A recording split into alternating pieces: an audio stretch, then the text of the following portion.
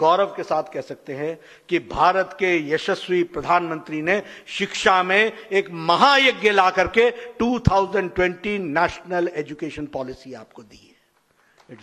ये महायज्ञ है और इसके लिए 5 साल की कठोर तपस्या हुई है, कंसल्टेशन का प्रोसेस हुआ है। नई एजुकेशन पॉलिसी में 2.5 लाख ग्राम पंचायतों को इन्वॉल्व किया गया, 2.5 लाख ग्राम पंचायतों को, और लगभग 12,500 लोकल बॉडीज को इन्वॉल्व किया गया, जहां से सारे शिक्षकों को, सभी लोगों को इन्वॉल्व करके एजुकेशन पॉलिसी बनाई गई है। 675 डिस्ट्रिक्ट्स में डिस्कशन हुई है।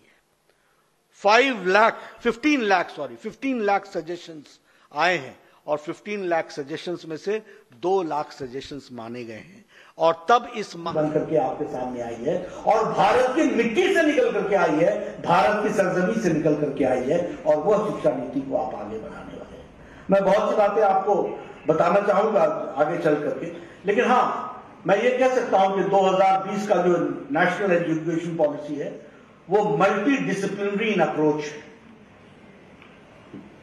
अब मल्टी डिसिप्लिनरी अप्रोच को आप समझ लीजिए, मैथमेटिक्स मेरी इच्छा थी, मेरी रुचि थी, लेकिन मैं सोशल साइंटिस्ट बनना चाहता था। No, you have to take either mathematics और टेक आर्ट्स।